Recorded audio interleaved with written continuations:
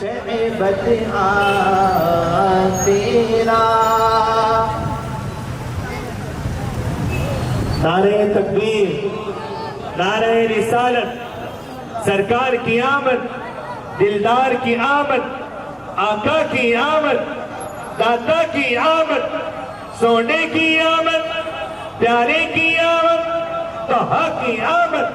علماء اہل سنت، علماء اہل سنت زندہ باد، زندہ باد. علماء اہل سنت، مفتی وسیم صاحب کی بلاس، نعرہ تکبیر، نعرہ رسالت.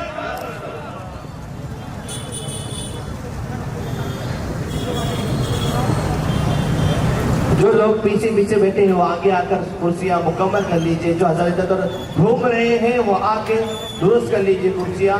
بیٹھ جائیے، حضرت آ چکے ہیں، حضرت کا بیان بس شروع ہو جائے گا. تو آج تقریباً 1100 سال مکمل ہو چکے ہیں اور اس یونیورسٹی میں 1.5 لاکھ کے قریب اساتذہ کرام اور اسٹاف پر مشتمل یونیورسٹی ہے. اس میں خدمت انجام دے رہے 1.5 لاکھ کے قریب اساتذہ کرام اور 1 کروڑ تقریباً طلبہ کرام تعلیم حاصل کر رہے ہیں. اور الحمدللہ عز و جل اس ادارے کے اندر 100 سے زیادہ ممالک کے تعلیمی اس میں تعلیم حاصل کر رہے ہیں. الحمدللہ شیرام پور سٹی کو یہ اعزاز حاصل ہے کہ انہی کے زبان بولنے والا، انہی کے زمین کا بیٹا، جسے ہم اور آپ حضرت علامہ مولانا سید مفتی وسیم صاحب قبلہ کے نام سے پہچانتے ہیں. الحمدللہ حضرت یہاں پر موجود ہے. آپ تمامی سامعین سے بس یہ مؤدبانہ گزارش ہے کہ اپنے ذہنوں کو حاضر کر کر اور اپنے دلوں کو حاضر کر کر حضرت کا بیان سنیں اور اپنے ذہنوں دلوں کو منور و مجلہ فرمائیں.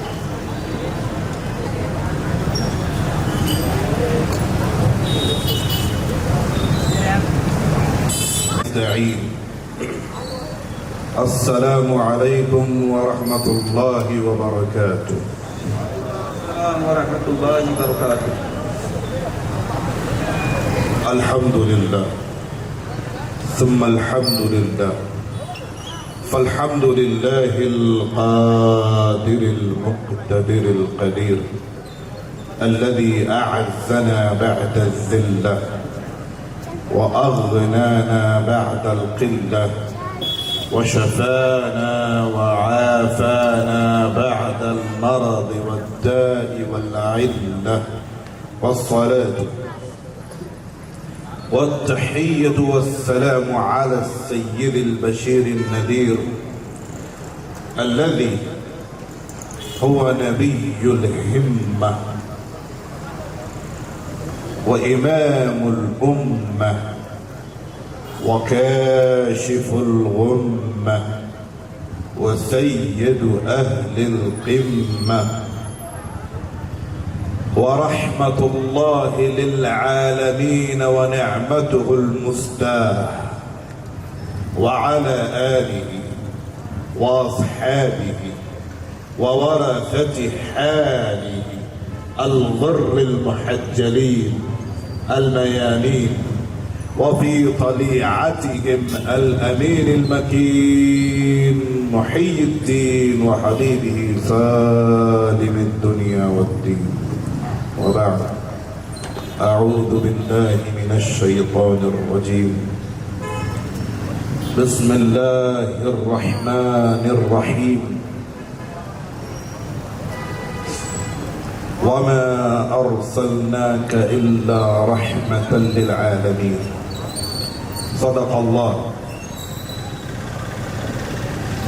وقال تعالى في محكم تنزيله تأكيدا لقوله لقد خلقنا الإنسان في أحسن تقويم. وقال الرب المحمد فيما نزله على محمد عما يستحقه محمد إن الله وملائكته يصلون على النبي يا أيها الذين آمنوا صلوا عليه وسلموا تسليما اللهم صل وسلم وعظم وكرم وشرف وبارك وتعطف وتلطف وتحنن وتمنن على أفضل مخلوقاتك محمد وعلى آله صلاة وتحية وسلاما عليك سيدي أبا القاسم يا رسول الله صلى الله تعالى عليك وسلم. بتائیں کیا رسول اللہ کو ہم کیا سمجھتے ہیں؟ پیر و مرشد سرکار تاجدار اہل سنت رضی اللہ عنہ فرماتے ہیں بتائیں کیا رسول اللہ کو ہم کیا سمجھتے ہیں؟ خدا کے بعد ان کی ذات کو یکتا سمجھتے ہیں. خدا کے بعد ان کی ذات کو یکتا سمجھتے ہیں. انہیں بندہ سمجھتے ہیں, انہیں بندہ سمجھتے ہیں مگر ایسا سمجھتے ہیں. انہیں بندہ سمجھتے ہیں مگر ایسا سمجھتے ہیں. خدا کا بندہ بندوں کا انہیں آقا سمجھتے ہیں. خدا کا بندہ بندوں کا انہیں آقا سمجھتے ہیں. زمانے بھر میں جتنے علم ہے ان سب کو اہل دل, زمانے بھر میں جتنے علم ہے ان سب کو اہل دل نبی کے علم کے دریا کا ایک قطرہ سمجھتے ہیں. نبی کے علم کے دریا کا ایک قطرہ سمجھتے ہیں. اور ایک کلام میں فرماتے ہیں کہ تخیل مت کہو اس کو. تخیل یعنی خیال, جسٹ ایک سوچ, ایسا نہیں. تخیل مت کہو اس کو, یہ ایک زندہ حقیقت ہے. خیال مت کہو اس کو, یہ ایک زندہ حقیقت ہے. وجود خلق سارا میرے آقا کی بدولت ہے. وجود خلق سارا میرے آقا کی بدولت ہے. نکوکاروں پہ شفقت ہے, نکوکاروں پہ شفقت ہے. گنہگاروں کو ہمت ہے. نکوکاروں پہ شفقت ہے, گنہگاروں کو ہمت ہے. ہر ایک پہلو سے ان کی ذات بس رحمت ہی رحمت ہے. ہر ایک پہلو سے ان کی ذات بس رحمت ہی رحمت ہے. اور کان کھول کے سننا, ملی ہے عید رمضان عید قربان جس کے صدقے میں, ملی ہے عید رمضان عید قربان جس کے صدقے میں میرے آقا میرے مولا کی وہ عید ولادت ہے. سرکار کی عید ولادت اس لیے کہ سرکار اگر پیدا ہی نہ ہوتے, سرکار اگر پیدا ہی نہیں ہوتے تو نہ عید رمضان ہوتی نہ عید قربان. وہ آئے ہیں تو قرآن آیا ہے, وہ آئے ہیں تو خدا کا فرمان آیا ہے, وہ آئے ہیں تو فرقان آیا ہے, وہ آئے ہیں تو یہ دین آیا ہے, وہ آئے ہیں تو اللہ کی باتیں ہم تک پہنچی ہیں, وہ آئے ہیں تو اللہ تبارک و تعالیٰ کے ارشادات ہم تک پہنچے ہیں, وہ آئے ہیں تو دلائل ہم تک آئے ہیں, وہ آئے ہیں تو حدیثیں ہم تک آئی ہیں, وہ آئے ہیں تو تفسیریں ہم تک آئی ہیں, وہ آئے ہیں تو علم ہم تک آیا ہے, وہ آئے ہیں تو جہالت رخصت ہو گئی ہے, وہ آئے ہیں تو اندھیرے ختم ہو گئے ہیں, وہ آئے ہیں تو بچیوں کو دفن کرنا بند کر دیا گیا, وہ آئے ہیں تو بچیوں کو زندہ چنوانا بند کر دیا گیا, وہ آئے ہیں تو انہوں نے یہ سمجھایا ہے کہ بچیوں کو دفن نہ کیا کرو, عورت کوئی کھلونا نہیں ہے, عورت کوئی کھیلنے کی چیز نہیں ہے,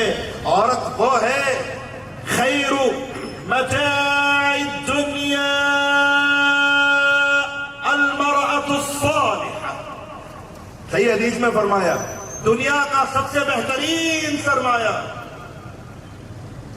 the greatest wealth you can earn is in this dunya, اس دنیا میں سب سے بہترین سرمایہ اور جائیداد جو تم کما سکتے ہو وہ کیا ہے؟ سب سے بہترین سرمایہ جو تم کما کے اللہ کی بارگاہ میں لے جاؤ گے, المرأة الصالحة, وہ ہے نیک عورت. بچیوں کو زندہ دفن کرنے والے چنوانے والوں کو جب یہ سبق اور جب یہ حدیث سنائی تو کہا یا رسول اللہ، نیک عورت، اچھی عورت، کیا وہ ہماری جنت کا سبب بنے گی؟ کیا وہ ہمارے لیے آخرت کا سرمایہ بنے گی؟ کہا ہاں بنے گی۔ کہا یا رسول اللہ کس صورت میں بنے گی؟ اگر بیوی ہو تب جنت میں لے کے جائے گی، یا بیٹی ہونا شرط ہے، یا ماں ہونا شرط ہے، یا بہن ہونا شرط ہے۔ عورت کس ٹائپ کی؟ عورت کبھی ماں بھی ہوتی ہے، عورت کبھی بہن بھی ہوتی ہے، عورت کبھی بیٹی بھی ہوتی ہے، عورت کبھی بیوی بھی ہوتی ہے۔ تو میرے آقا نے فرمایا ارے تم ماں کی بات کرتے ہو تو ماں جنت میں نہیں لے کے جائے گی، بلکہ ماں کے قدموں کے نیچے جنت رکھی ہوئی ہے۔ تم بہن کی بات کرتے ہو، ارے وہ بھائی جو اپنی بہن کی حیا پر پہرا دیتا ہو، قیامت کے دن فرشتوں سے اللہ فرمائے گا اس کو جہنم سے پہرے میں ڈال دو، جہنم کی آگ اس تک مت پہنچنے دو، اس نے دنیا میں اپنی بہن کے پردے کی حفاظت کی۔ تم بات بیوی کی کرتے ہو، بیوی کا حال تو یہ ہے کہ اگر بیوی کے منہ میں کوئی بندہ لقمہ رکھ دے تو حضور فرماتے ہیں ان لقمتک فی فم امرأتک لک صدقہ، اپنی بیوی کے منہ میں پیار سے ایک لقمہ نوالا رکھ دینا سونے کا پہاڑ صدقہ کرنے سے بھی افضل صدقہ ہے۔ اس کے منہ میں تم لقمہ رکھ کے آئے ہو، تم نے تو اس کی پوری ذمہ داری سنبھالی ہے، تم نے اس کا میڈیکل سنبھالا ہے، تم نے اس کی زندگی سنبھالی ہے، اس کی بھوک کو سنبھالا ہے، اس کے جسم کو سنبھالا ہے، اسے تم نے پردہ بھی دیا ہے، اسے تم نے گھر بھی دیا ہے، تم نے اسے کھانا بھی کھلایا ہے، تو سوچو تمہارے اجر کا کیا عالم ہوگا۔ اور بات تم بیٹی کی کرتے ہو تو میں محمد الرسول اللہ اس بات کی ضمانت دیتا ہوں کہ جو اپنی بیٹیوں کی اچھی تربیت کرے گا، اچھے گھروں میں شادی کر دے گا، میں انی اضمن لہ الجنہ، تو ایسے باپ کے لیے جنت کی ضمانت میں لیتا ہوں۔ اب عورت چاہے بیوی ہو، عورت چاہے بیٹی ہو، عورت چاہے ماں ہو، اب وہ عورت آپ غور کیجئے، حضرت عقبہ ابن عامر فرماتے ہیں رؤيا في الجاهلية إذا انتهى الرجل من استلذاذ بالمرأة دفنها حية کہ یہاں تک جاہلیت کا عالم تھا جہالت کے دور میں کہ اگر عورت کسی عورت سے اگر مرد فائدہ اٹھا لیتا، زنا کر لیتا، اور کسی عورت سے اگر وہ اپنی خدمت کرا لیتا تو غصہ آنے پر عورت کے چابک نہیں پڑتے تھے، عورت کو کوڑے نہیں مارے جاتے تھے، عورت کو چاٹا نہیں مارا جاتا تھا، عورت کو ڈنڈا نہیں مارا جاتا تھا، بلکہ اس کی سزا یہ ہوتی تھی کہ اس کو زندہ دفن کر دیا جاتا۔ زندہ دفن، کھانے میں نمک کم زیادہ ہو گیا تو زندہ دفن کر دیا، بستر لگایا اور کپڑے پر سلوٹ رہ گئی تو زندہ دفن کر دیا، گھر میں صفائی کی کوئی کچرا نظر آ گیا تو زندہ دفن کر دیا۔ عورت کی یہ حیثیت اور یہ اوقات تھی۔ اسلام آیا اور اسلام نے کہا کہ تمہاری ماں کے قدموں کے نیچے تمہاری جنت ہے، تمہاری بہن کے پردے کی حفاظت تمہارے لیے جہنم سے حفاظت ہے، تمہاری بیوی کے منہ میں تمہارا لقمہ رکھنا سونے کا پہاڑ صدقہ کرنے سے بھی افضل ہے۔ تمہاری بیٹی کی تم پرورش کرو، اللہ تعالیٰ تمہیں جنت عطا فرمائے گا۔ اب مجھے بتائیے اس دنیا کا سب سے عظیم سرمایہ، ذرا درود شریف پڑھ لیجیے، بولتا آواز۔ عرفان قادری صاحب ذرا اوپر آ جائیے، اسٹیج پہ آ جائیے۔ عرفان قادری صاحب، یہ جناب عرفان قادری مجیدی سالمی صاحب ہیں۔ یوں سمجھ لیجئے کہ اہل سنت والجماعت میں دین اور سنیت کی خدمت کرنے اور علم حاصل کرنے کا سب سے پہلا جذبہ میرے دل میں کسی نے دم کیا تو انہوں نے کیا۔ اللہ تعالیٰ ان کا اجر بلند کرے۔ درود شریف پڑھ لیجیے، اللہم صلی علی محمد۔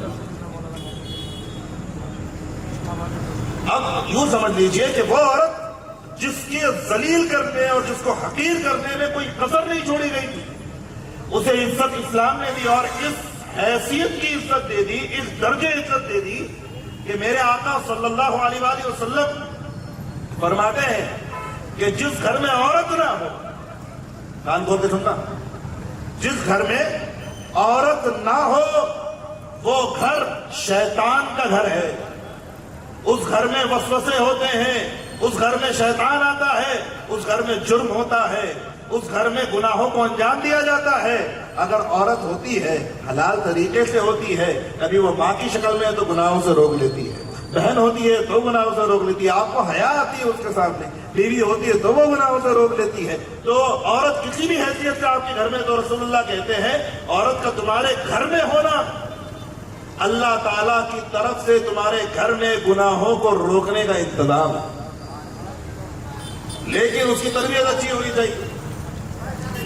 اب یہ عورت وہ عورت نہیں جو رسول اللہ نے بیان کی، جس عورت کو آج ہم اپنے معاشرے میں دیکھ رہے ہیں کہ سسر بیٹھا ہوا ہے، ساس بیٹھی ہوئی ہے، اپنے شوہر کے ساتھ بیٹھ کر گندی فلمیں بھی دیکھ رہی، ناچ گانے بھی دیکھ رہے ہیں، گانے بھی سن رہے ہیں۔ یہ عورتیں جو اپنے شوہروں اور اپنے دامادوں اور بیٹوں کے ساتھ میں بیٹھ کے فلمیں دیکھ رہی ہے، یہ وہ عورتیں نہیں ہیں جن کو رحمت کہا گیا، بلکہ یہ وہ عورتیں ہیں جن کے بارے میں رسول اللہ نے فرمایا کہ میں نے معراج کی رات جہنم میں سب سے بڑی تعداد عورتوں کی دیکھی۔ یہ وہ عورتیں جن کو حیا کا پاس و لحاظ نہیں، جن کو گھر کا پاس و لحاظ نہیں۔ یہ بات میں اس لیے کہہ رہا ہوں، کان کھول کے سن لیجیے گا، کہ ہمارے گھروں کی تربیت میں سب سے پہلا دخل عورت کا ہوگا۔ مجھے بتائیے، آپ لوگ جمعہ کی نماز پڑھنے جاتے ہیں، اللہ ماشاء اللہ مسجدوں میں جمعہ کی نماز سے پہلے تقریر بھی ہوگی۔ میری ہر بات کو غور سے سننا، اگر آپ نے ایک لائن بھی مس کر دی تو پوری تقریر اوپر نیچے آپ کو سمجھ میں آئے گی نہیں۔ ہر بات کو سمجھنا، ہر چیز ایک دوسرے سے جڑی ہوئی ہے، بہت غور سے سننا اس بات کو۔ آپ جمعہ کی نماز پڑھنے جاتے ہیں، اللہ ماشاء اللہ کچھ مسجدوں میں تقریر ہوتی ہے اور کچھ مسجدوں میں نہیں ہوتی۔ سب سے پہلے غور کیجئے اس بات پہ کہ جمعہ کی نماز آئی کی 5 وقت کی بھی نمازیں ہیں، فرق ہے کہ نہیں ہے؟ میرے آپ یوں سمجھیے کہ آپ ایک کلاس میں بیٹھے ہوئے، یس اور نو میں آنسر بھی دینے کی کوشش کی۔ اللہ تعالیٰ نے باقی نمازیں فرض کی کہ نہیں کی؟ فجر کی نماز فرض کی اللہ نے، ظہر کی فرض کی، اور فجر کی نماز کا عالم کیا رکھا؟ ہاں، فجر کی نماز کا حال یہ ہے کہ خیر من الدنیا وما فیہا، خیر من الدنیا وما فیہا، دنیا اور کائنات میں اللہ نے جو بھی پیدا کیا، حضور فرماتے ہیں ان سب سے افضل فجر کی 2 رکعت نماز۔ تو فجر کی 2 رکعت نماز جمعہ سے افضل ہوئی کہ نہیں ہوئی؟ ہوئی کہ نہیں ہوئی؟ کیونکہ جمعہ کی فضیلت اس طرح کی نہیں ہے۔ لیکن غور کرنے کی بات یہ ہے، بہت دھیان سے سننا مسلمانوں، کچھ باتیں آپ لوگوں کی یا تو علم میں نہیں آئی، یا تو دھیان میں نہیں آئی، یا توجہ میں نہیں آئی۔ میں جاہل نہیں کہہ رہا ہوں، لیکن دھیان میں نہیں آئی۔ قرآن میں اللہ نبی کریم صلی اللہ علیہ وسلم نے یہ کہہ دیا کہ فجر کی نماز سب سے افضل ہے، سب سے بہترین ہے، سب سے اعلیٰ ہے، سب سے اولیٰ ہے، سب سے افضل ہے، جو کہ روزانہ ہوتی ہے، اور ہفتے میں ایک بار جمعہ کی نماز ہے، اس جمعہ کی نماز سے بھی افضل فجر کی نماز ہے۔ پھر جمعہ کی نماز کیوں؟ سوال اٹھتا ہے کہ نہیں اٹھتا ہے؟ اور جمعہ کی نماز کی جگہ ایک ظہر کی نماز تھی، اس میں 4 رکعت تھی، جمعہ کی نماز کر دی اور اس کو 2 رکعت کر دیا، 4 رکعت غائب کیوں؟ کبھی سوال کیا اپنے آپ سے کہ فجر کی نماز تمام نمازوں سے افضل ہے، پھر بھی جمعہ کی نماز سے بھی افضل ہے، لیکن جمعہ کی نماز کا اتنا اہتمام کیوں؟ 4 رکعت نماز ظہر کی تھی، اس کو کاٹ کے 2 رکعت کر دیا، کیوں؟ اور پھر شدت یہ برت دی کہ ہر نماز کے لیے ایک اذان ہے، جمعہ کے لیے 2 اذانیں۔ ارے کیوں آخر اتنا جمعہ کا اہتمام کیا کیوں جا رہا ہے؟ جمعہ کو اتنا امپورٹنٹ بنایا کیوں جا رہا ہے؟ جمعہ کی اتنی امپورٹنس ہے کیوں؟ آئیے قرآن میں دیکھتے ہیں، اللہ فرماتا ہے اِذَا نُودِيَ لِلصَّلَاةِ مِن يَوْمِ الْجُمُعَةِ، جب جمعہ کے دن تمہیں نماز کے لیے بلایا جائے، فَاسْعَوْا إِلَىٰ ذِكْرِ اللَّهِ، یہ دیکھیے الفاظ دیکھیے قرآن کے کیا ہے۔ دوسری نمازوں میں یہ ہے کہ رسول اللہ صلی اللہ علیہ وسلم نے فرمایا کہ جب اقامت کھڑی ہو، جماعت کھڑی ہو، دوڑ کے مت جانا، خبردار اگر تم دوڑ کر گئے تو دوڑ کر مت جانا، بھلے آخری رکعت چل رہی ہو، بھلے ہی سلام پھر جائے، دوڑنا مت۔ اللہ کے گھر میں وقار اور ادب کے ساتھ چلتے ہوئے جانا، دوڑنے کی اجازت نہیں ہے۔ پوچھ لیجئے سارے مفتیوں سے، علماء سے، جماعت کھڑی ہو تو دوڑنے کی اجازت نہیں ہے، آرام آرام سے چل کے جانا ہے، اللہ کے گھر کا اہتمام کرنا ہے، احترام کرنا ہے، جتنی مل گئی اتنی امام کے ساتھ، باقی اکیلے پڑھ لینا۔ سمجھ میں آ گئی بات؟ یہ مسئلہ ہے۔ لیکن جب جمعہ کی بات آئی تو کیا کہہ رہا ہے؟ فَاسْعَوْا إِلَىٰ ذِكْرِ اللَّهِ، اللہ کے ذکر کی طرف دوڑو۔ اللہ فجر کی نماز جمعہ سے افضل ہے، دوڑ کے نہیں جانا. جمعہ کی نماز کی اذان ہوگی تو دوڑ کر جانا ہے آپ کو. وَذَرُوا الْبَيْعَ وَذَرُوا الْبَيْعَ، اگر خرید و فروخت کر رہے ہو تو بند کر دو. شٹر کھلا ہے تو گرا دو، دکان کھلی ہے تو بند کر دو. جمعہ کی اذان ہو گئی نکل جاؤ. کیوں؟ کبھی غور کیا ہے؟ آج یہ مسئلہ کلیئر کر دوں میں، آپ لوگوں کے دماغ کے تالے کھل جائیں گے. اصل میں جمعہ کی نماز صرف نماز کے لیے تھی ہی نہیں. جمعہ کی نماز کا مقصد صرف سجدے اور رکوع کرانا تھا ہی نہیں. جمعہ کی نماز کا مقصد ویکلی گیدرنگ تھا.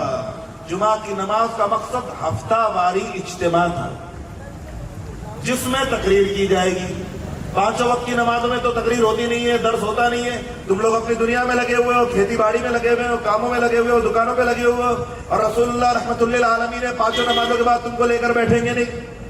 تو کوئی ایک دن تو ایسا ہونا چاہیے جس دن تمہیں کم سے کم دین کے بارے میں بتایا جائے، حرام و حلال بتایا جائے، اسلام کے بارے میں بتایا جائے. تو اسلام نے ہفتے میں ایک دن چن لیا آپ کو تقریر کرنے کے لیے، بیان دینے کے لیے، سمجھانے کے لیے، حرام و حلال سکھانے کے لیے، اللہ کا تقویٰ سکھانے کے لیے، قرآن سکھانے کے لیے، حدیث سکھانے کے لیے، تفسیر سکھانے کے لیے، اللہ کے احکام سکھانے کے لیے، توحید و رسالت سکھانے کے لیے ایک دن چنا گیا، جمعہ کا دن. کون سا دن چنا گیا؟ جمعہ کا دن. اور اتنا اہم کیا گیا تقریر کو، اتنا اہم کیا گیا، اتنا اہم کیا. اب کان کھول کے سننا، عربی میں تقریر کو خطبہ کہتے ہیں. کیا کہتے ہیں؟ خطبہ. کیا کہتے ہیں؟ وہ جو امام صاحب کھڑے رہ کے کتاب کھول کے خطبہ دیتے ہیں وہ اصل میں تقریر ہے. کیا ہے؟ اس لیے آپ لوگ مکہ مدینے جاتے ہیں، سعودیہ جاتے ہیں، حرم میں جاتے ہیں تو 3 منٹ کا خطبہ ہوتا ہے کیا؟ 5 منٹ کا ہوتا ہے؟ کتنی دیر کا ہوتا ہے؟ کہیں آدھے گھنٹے کا ہوتا ہے، کہیں 45 منٹ کا. آپ کو لگتا ہے کہ خطبہ ہو رہا ہے، وہ خطبہ نہیں ہوتا ہے، وہ تقریر ہو رہی ہے. ہر ہفتے ایک نیا ٹاپک دیا جاتا ہے، اس پہ تقریر کرنا. یہ رسول اللہ کی سنت ہے. اب ہندوستان میں عربی سمجھ میں نہیں آتی تو کم سے کم اتنا لازم ہے، ضروری ہے مولویوں پر، علماء پر، ہم سب پر کہ ہم جمعہ کے دن تقریر کریں. آگے بات سمجھیے، جمعہ کے دن کیا کرنا چاہیے؟ کیونکہ جمعہ کا مقصد کیا ہے؟ تقریر ہے. جمعہ کا مقصد کیا ہے؟ لوگوں کو حرام بتانا، حلال بتانا. اسی لیے ہمارے یہاں اہل سنت حنفیوں کے یہاں بھی، یہ فتویٰ بھی آپ لوگوں نے پہلے نہیں سنا ہوگا، حنفیوں کے یہاں بھی ہمارے یہاں پر مسجد میں عورت کا جانا منع ہے. منع ہے کہ نہیں ہے؟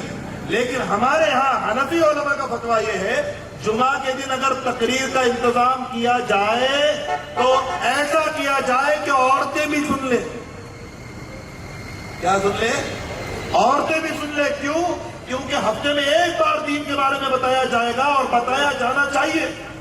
اب ہوتا کیا ہے، سال بھر عورت مسجد میں تو جا نہیں سکتی، جمعہ کی تقریر بھی اس کو ملتی نہیں ہے، تو وہ زیرو باٹا سناٹا رہ جاتی ہے. اس کے پاس میں دین کا نہ علم ہوتا ہے نہ کچھ، وہ جاہل کی جاہل ہے.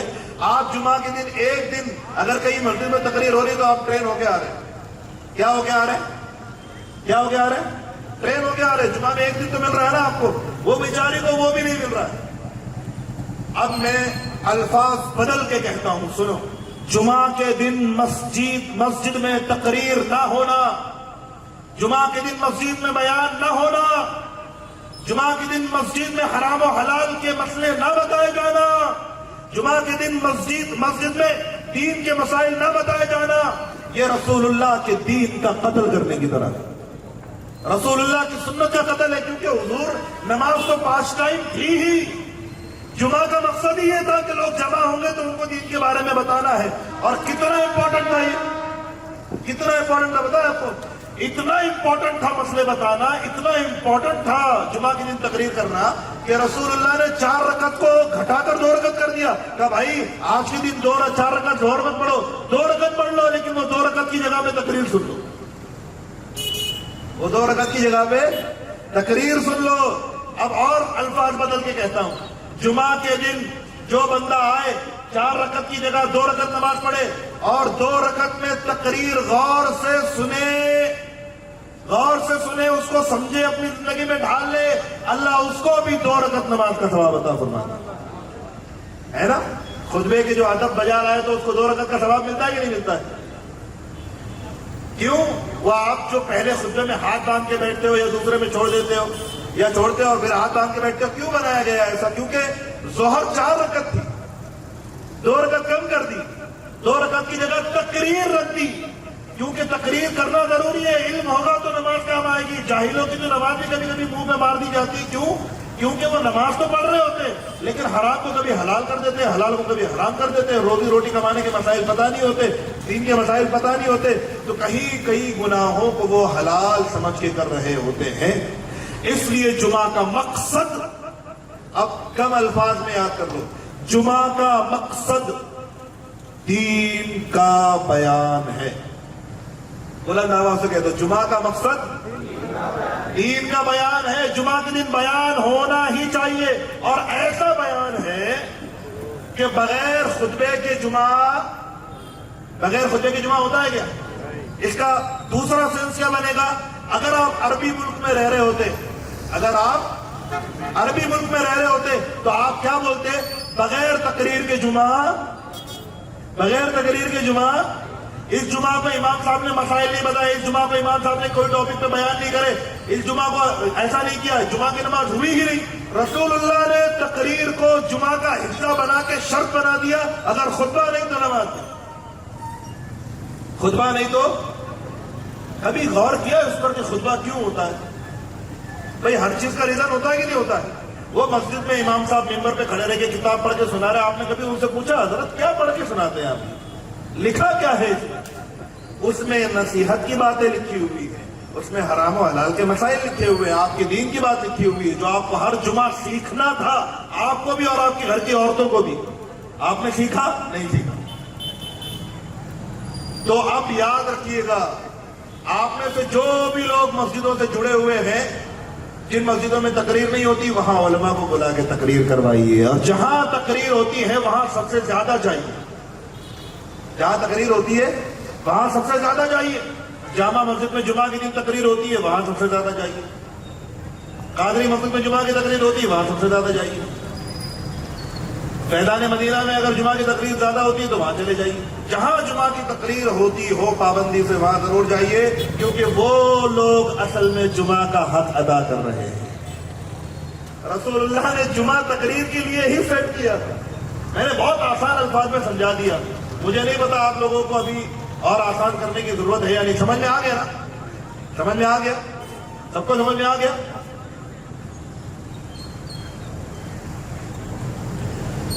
اب مسائل سنیے، اسی پر آ رہا ہوں۔ یہ میرا پورا آرٹیکل ہے، وہ لکھ دیا میں نے، انشاءاللہ وہ چھپے گا۔ آپ لوگوں کی دعائیں ہیں، سرامپور کو یہ فخر حاصل ہے، اور یہ فخر تکبر والا فخر نہیں ہے، بلکہ اللہ فرماتا ہے وَأَمَّا بِنِعْمَةِ رَبِّكَ فَحَدِّثْ۔ اگر اللہ تمہیں کوئی نعمت دے دے تو اس کا اعلان کر دیا کرو، چرچے کر دیا کرو۔ تو آپ کے سامنے اعلان کرتے ہوئے، چرچا کرتے ہوئے مجھے خوشی ہو رہی ہے کہ اسی سرامپور کی زمین سے میرا تعلق ہے، یہیں کا میں رہنے والا ہوں، یہیں سے میں پل بڑھ کے باہر گیا ہوں، اور اللہ تعالیٰ نے مجھے ہندوستان سے باہر مصر میں قاہرہ تک، جامعۃ الازہر تک پڑھنے کی توفیق دی، وہاں پر بھی ہائیسٹ رینک حاصل کی، اور علل اعلان کہہ رہا ہوں، ابھی جتنے جامعہ ازہر میں جتنے علماء موجود ہیں پوچھ لو جا کے، پچھلے 500 سال کی ہسٹری میں اللہ کا شکر ہے، اللہ نے آپ کے شہر کے بچے کو پہلا ایسا اسٹوڈنٹ بنایا جامعہ ازہر میں جس نے 3 سال تک وہاں عربی میں تقریریں کی۔ تو الحمدللہ وہاں عربی میں تقریریں دی، اللہ کی نعمت۔ اور میں ان تمام علموں کا واسطہ دے کر، ذمہ داری لے کر کہہ رہا ہوں، ذمہ داری لے کر، جس جمعہ میں خطبہ ہو لیکن بیان نہ ہو، اس نے رسول اللہ کے مقصد کو پورا نہیں کیا۔ رسول اللہ کے مقصد کو پورا کرنے کے لیے ہر جمعہ میں خطاب اور تقریر ہونا ضروری ہے، مگر جن مسجدوں میں تقریر ہوتی ہے وہاں کا رونا یہ ہے کہ آپ لوگ نہ خطبے میں پہنچتے ہیں، نہ ہی کبھی کبھی تو تکبیر میں بھی نہیں پہنچتے، بعد میں آتے ہیں اور جمعہ کی نماز ہوتے ہی بھاگ جاتے ہیں، لاسٹ میں آتے ہو، لاسٹ میں۔ آپ کو پتا ہے جمعہ کی نماز میں جو خطبے میں یا خطبے سے پہلے جو تقریر ہو رہی ہے اس میں جو شریک نہیں ہوا اور صرف سجدہ رکوع کر کے سر پٹک کے چلا گیا، اس کی نماز پڑھنا نہ پڑھنا برابر ہے۔ اللہ سے امید تو مغفرت کی ہر ایک کے لیے رکھنا چاہیے.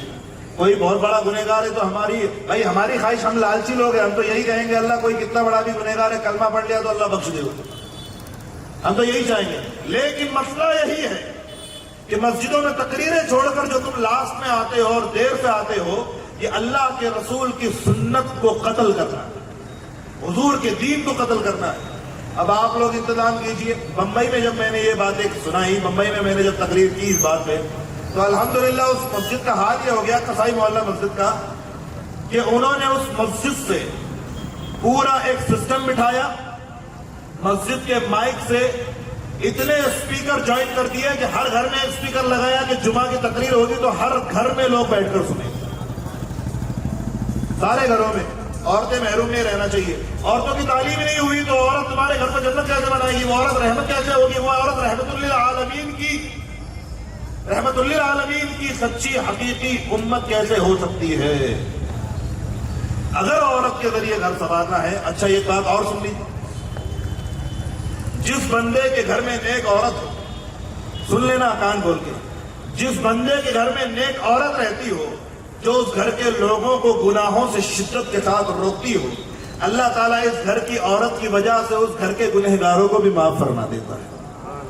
لیکن جس گھر میں ایک ایسی عورت رہتی ہو کہ مرد تو نماز پڑھ رہے ہیں لیکن عورت فلموں میں لگی ہوئی ہے، عورت بے پردگی میں لگی ہوئی ہے، عورت ٹک ٹاک پہ لگی ہوئی ہے، عورت انسٹاگرام پہ لگی ہوئی ہے، تو ایسی عورت کی وجہ سے وہ نمازی بھی جہنم میں چلا جائے گا، کیونکہ اس نے اپنے گھر کی عورت کو حرام کام سے روکا نہیں.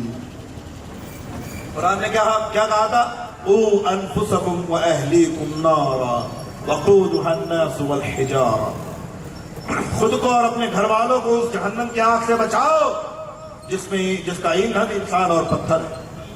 آپ نے کیا حال کر لیا؟ سارے مسائل، سارے جھگڑے، سارے اختلافات دور رکھ کے کبھی اس بات پر سوچا کہ تم پر اتنی ذلتیں کیوں اتر رہی ہیں، اتنی مصیبتیں کیوں اتر رہی ہیں، تم اتنے پریشان کیوں کیے جا رہے؟ کیونکہ تمہارا گھر کسی کو وجہ سمجھ میں نہیں آئی. حضرت عبد الرحمن بن علی جوزی کہتے ہیں کہ میں نے خواب میں دیکھا کہ نبی کریم صلی اللہ علیہ وسلم ایک گھر کی طرف اشارہ کر رہے ہیں. میں بیدار ہوا، میں اٹھا، اس گھر میں گیا، اس گھر کے مردوں سے ملا، مجھے کوئی نئی بات نظر نہیں آئی. میں نے ان سے کہا بھائی تمہارے گھر میں کوئی خاص بات ہے جو باہر والے لوگ نہیں جانتے؟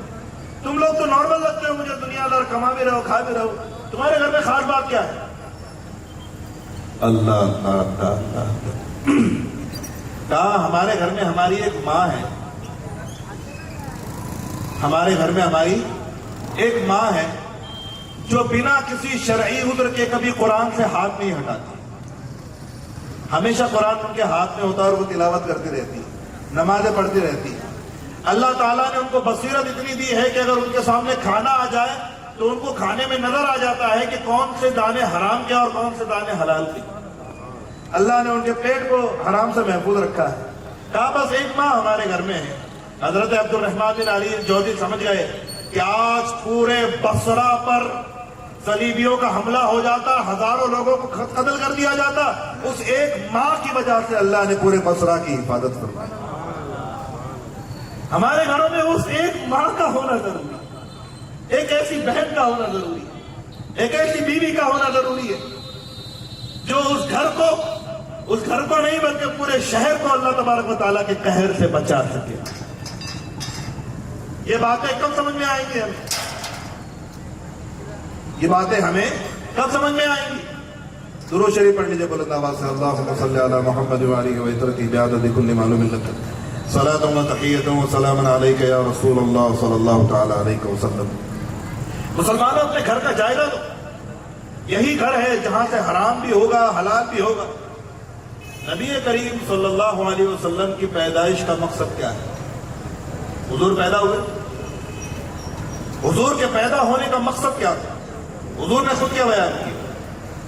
حضور نے فرمایا، کان کھول کے سننا، انما بعثت لأتمم مکارم الاخلاق. اے لوگوں، مجھ سے پہلے عیسیٰ بھی آئے تھے، مجھ سے پہلے موسیٰ بھی آئے تھے، مجھ سے پہلے نوح بھی آئے تھے، مجھ سے پہلے شیث بھی آئے تھے، مجھ سے پہلے ادریس بھی آئے تھے، مجھ سے پہلے یعقوب بھی آئے تھے، مجھ سے پہلے یوسف بھی آئے تھے، مجھ سے پہلے ایوب بھی آئے تھے، مجھ سے پہلے آدم بھی آئے تھے۔ سب کے آنے کے مقصد اللہ کے دین کی دعوت تھی، سب کے آنے کا مقصد اللہ کو ایک بیان کرنا تھا۔ اے لوگو، اللہ کی توحید بیان ہو چکی ہے، توحید کا عقیدہ بیان ہو چکا ہے، اللہ ایک ہے یہ بیان ہو چکا، اس کے علاوہ کوئی عبادت کے لائق نہیں یہ بیان ہو گیا، اللہ کے علاوہ کوئی مدد نہیں کر سکتا یہ بیان ہو چکا، اللہ کے علاوہ رزق دینے والا کوئی نہیں یہ بیان ہو چکا، اللہ کے علاوہ مدد کرنے والا کوئی نہیں یہ بیان ہو چکا، اللہ کے علاوہ اولاد دینے والا کوئی نہیں یہ بیان ہو چکا، اللہ کے علاوہ بارش برسانے والا کوئی نہیں یہ بیان ہو چکا، اللہ کے علاوہ موت دینے والا کوئی نہیں یہ بیان ہو چکا، اللہ کے علاوہ زندگی دینے والا کوئی نہیں بیان ہو چکا۔ اور ایسے بیان ہوا کہ ابی ابن خلف نے، کان کھول کے سننا، ابی ابن خلف نے مرے ہوئے لوگوں کی ہڈیاں اٹھائی، ان کی قبروں میں سے ہڈیاں لے کر آیا اور ہڈیوں کے ٹکڑے کر کے ایسا آسمان میں اڑانے لگا اور کہتا ہے محمد یہ تمہارا خدا کہتا ہے کہ ان ہڈیوں میں جان ڈالے گا، کیا یہ بات عقل میں آتی ہے؟ کان کھول کے سننا، کان کھول کے سننا۔ درود شریف پڑھ لیجیے، اللہم صلی علی محمد وآلہ وعطرتہ بعدد کل معلوم لک، صلاۃ و سلام علیک یا رسول اللہ صلی اللہ تعالی علیہ وسلم۔ بھائی ابی ابن خلف آیا اور اس نے کیا کیا؟ ہڈیوں کا ایسا کہا، محمد یہ تمہارا اللہ یہ کہتا ہے کہ ہڈیوں میں اللہ جان ڈالے گا۔ کان کھول کے سننا بہت غور سے مسلمانوں، توحید پر ایمان رکھنے والوں سنو، تمہیں ڈرنے کی ضرورت نہیں ہے، یہ ہے تمہارا رب جس نے یہ بیان کیا۔ جب اس نے وہ ہڈیاں اڑائی اور کہنے لگا تو اللہ نے سورہ یاسین کی وہ آیتیں نازل کی۔ سورہ یاسین کی آیتیں نازل کی، کون سی آیتیں؟ اللہ فرماتا ہے محبوب اس کی باتوں سے پریشان ہونے کی ضرورت نہیں ہے، اس سے کہو یہ کیا کہتا ہے؟ قال من یحیی العظام وہی رمیم۔ سورہ یاسین یاد ہے؟ سورہ یاسین کے اخیر میں اللہ نے کیا فرمایا؟ قال، یہ کہتا ہے، یہ ابی ابن خلف کہتا ہے من یحیی العظام، ان ہڈیوں میں جان کون ڈالے گا؟ ہڈی اڑا کے کہتا ہے ان میں جان کون ڈالے گا؟ وہی رمیم، دیکھو یہ کھوکھل ہو گئی ہے، دیکھو اس میں تو ذرات اڑ رہے ہیں، ان میں جان کون ڈالے گا؟ ہائے ہائے ہائے ہائے ہائے ہائے، اللہ فرماتا ہے یحییھا الذی، قل اے محبوب اس بدبخت سے کہہ دو، یحییھا الذی انشأھا اول مرہ، ان ہڈیوں کو وہی رب دوبارہ زندہ کرے گا جس نے پہلی بار ان کو پیدا کیا تھا۔ ہائے ہائے ہائے ہائے ہائے، قرآن کے اس الفاظ پہ قربان جائیے آپ۔ قرآن کہتا ہے کہ ارے او نادان، تجھے ہم نے پیدا کیسے کیا پتا بھی ہے تجھے؟ تو ان ہڈیوں کی بات کرتا ہے، ہڈیوں کی، تجھے پتا ہے تجھے کیسے پیدا کیا تھا؟ من نطفۃ امشاج نبتلیہ، من نطفۃ امشاج نبتلیہ۔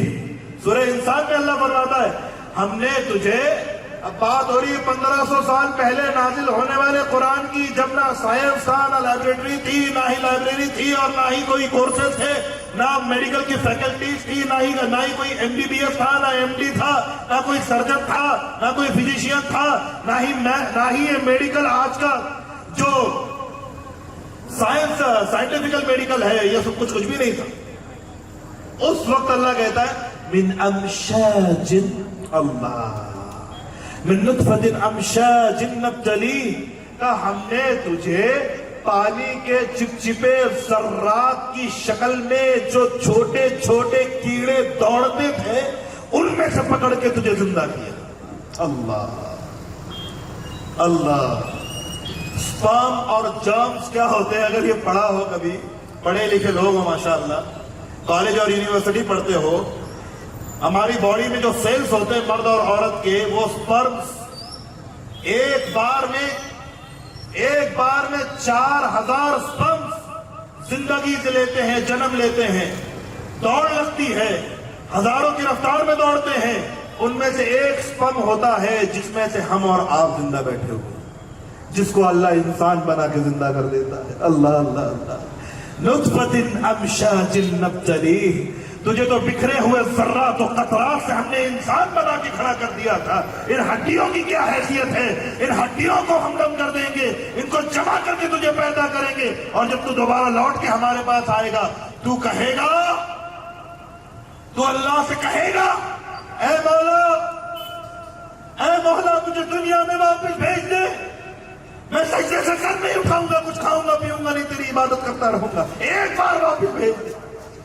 اور تو کہتا ہے کہ تجھے یہ ہڈیوں میں جان کون ڈالے گا؟ اللہ تعالیٰ آگے فرماتا ہے اور تجھے پیدا کرنا کوئی اتنا مشکل بھی نہیں تھا. ہائے ہائے ہائے، کان کھول کے سننا، تجھے پیدا کرنا کوئی اتنا مشکل بھی نہیں تھا. اللہ قرآن میں کہتا ہے تم زیادہ خطرناک تھے، یعنی تم زیادہ مشکل تھے پیدا کیے جانے کے لیے، یا یہ آسمان جو بغیر ستون کے کھڑا ہوا، یا یہ زمین جو بغیر کھمبے کی کھڑی ہوئی، یہ زیادہ مشکل تھی یا تم زیادہ مشکل تھے؟ وہ زیادہ مشکل تھا، لیکن وہ بھی اللہ کے لیے کیا ہے؟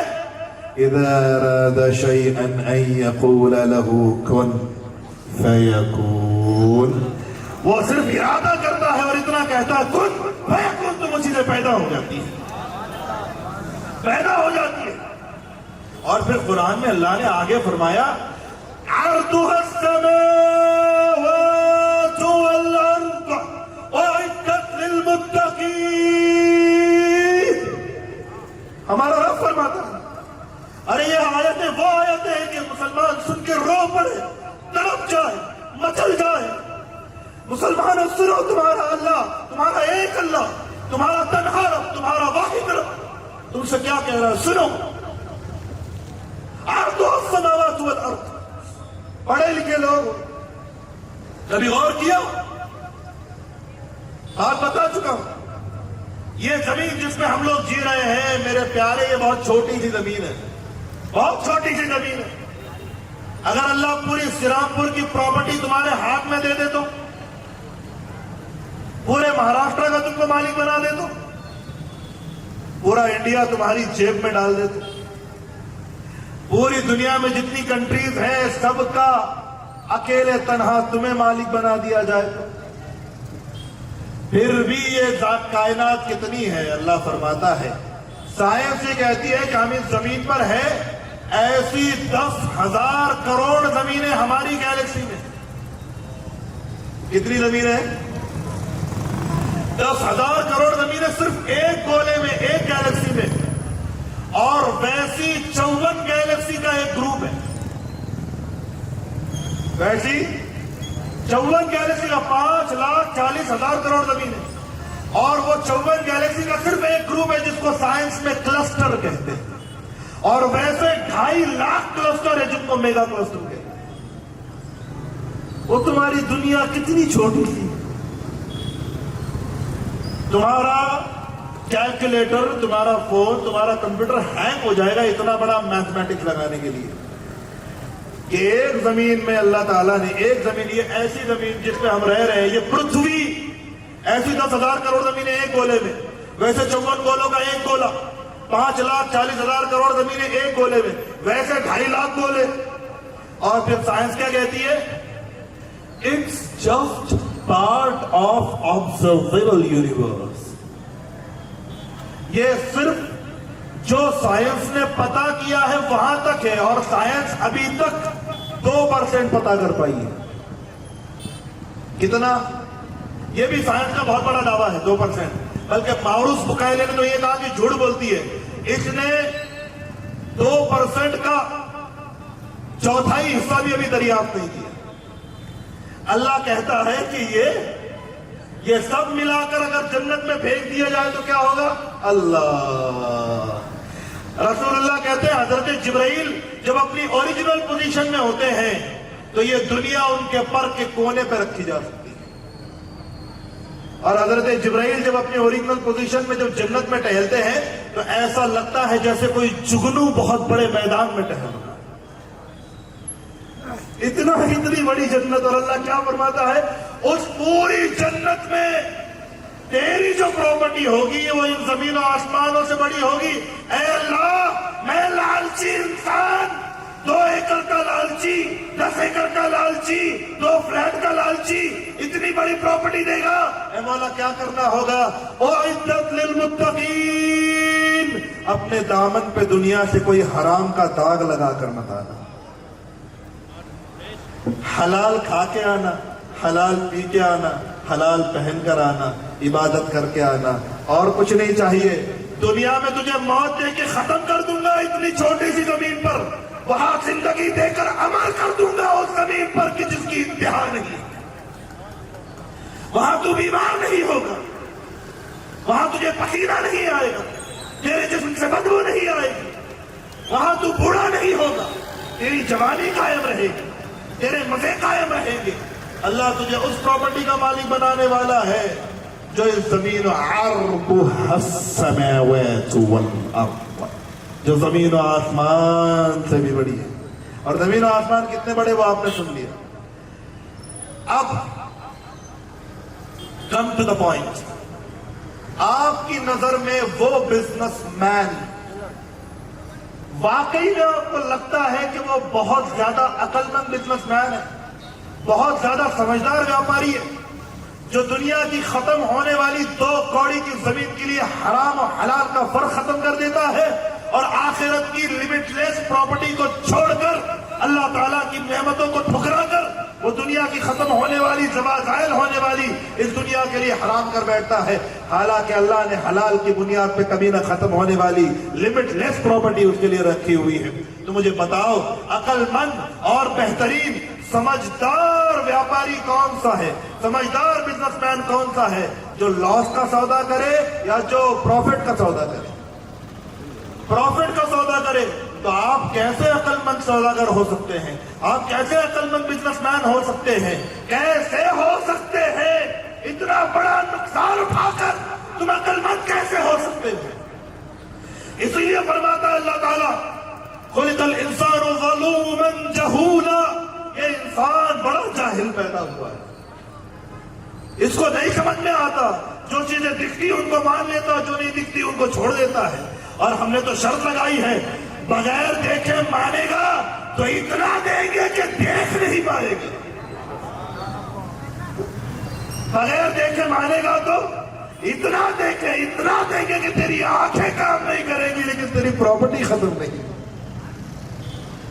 बगैर देखे मानना। आप मुझे बताइए, और यकीन जानिए मैं आपको वो चीजें बता रहा हूं कि जो नहीं है और उन पे ईमान रखना है, कैसे हो सकता है? कान खोल के सुनना। आपने किताबों के वाकयात तो सुने होंगे, लेकिन कुछ जिंदा वाकयात सुन लो, तुम्हारा दिल मचल जाएगा, झूम जाएगा कि वो है एक दुनिया जिसको हम अनसीन वर्ल्ड कहते हैं। एक दुनिया है जो नजर नहीं आती, एक जहान है जो बसा हुआ है, एक जन्नत है जो सजी हुई है, कुछ रानाइयां हैं जो खींच रही हैं, कुछ कहकशां है जो हमारे इंतजार में है, कुछ लज्जतें हैं जो हमें सरशार करने वाली है, कुछ ठंडकें हैं जो हमारी जमात को मिटा देंगी, और कुछ गिदाएं हैं जो हमारी भूख को हमेशा के लिए खत्म कर देंगी, और सबसे बड़ा वो रब का जलवा है जो हमें हमेशा के लिए पुरसुकून कर देगा। है लेकिन कब होगा वो? कब होगा जब बगैर देखे या ऐलान कर दो कि मौला तुझे देखा नहीं लेकिन ईमान लाया, तुझे देखा नहीं लेकिन ईमान लाया हूं। अरे मुसलमानों, क्या ये कम है कि अल्लाह कयामत के दिन फरिश्तों के सामने ऐलान करेगा, अगर इसके छोटे मोटे गुनाह है तो माफ कर दो, इसे जन्नत में डाल दो। फरिश्ते कहेंगे मौला तूने तो गुनाहों पे अज़ाब देने का वादा किया था। अल्लाह फरमाएगा मेरे बंदो, इसने नमाजें पढ़ी, टूटी फूटी पढ़ी, उमरा किया, टूटा फूटा किया, इसने इबादतें की, टूटी फूटी की, मगर इसके दिल में एक यकीन था कि एक खुदा है जो मौजूद है। इसने मुझे देखा नहीं, मान लिया और उसको बरतता रहा। इसने मुझे बगैर देखे हलाल किया, इसने मुझे बगैर देखे हराम को छोड़ा है, इसने मुझे बगैर देखे नेकियां की है, इसने मुझे बगैर देखे गुनाहों से दूरी इख्तियार की, इसने मुझे बगैर देखे अकेले में भी कभी हराम का लुक्मा नहीं खाया, कभी जिना नहीं किया, आंखें गंदी नहीं की, कान गंदे नहीं किए। ऐ मेरे फरिश्तों, जो बंदा अकेले में भी मुझे मेरे होने का यकीन करता रहा, आज जब मुझे देख रहा है तो मैं इसे महरूम कैसे करूंगा? आज महरूम नहीं करूंगा। آج کرم کی برسات ہوگی کیونکہ تمہارا ایمان سچا تھا, تم نے اس کے ہونے کا یقین کیا تھا. مسلمانوں, پیاز کے پیسے تم کھاتے ہو, حرام تم کرتے ہو.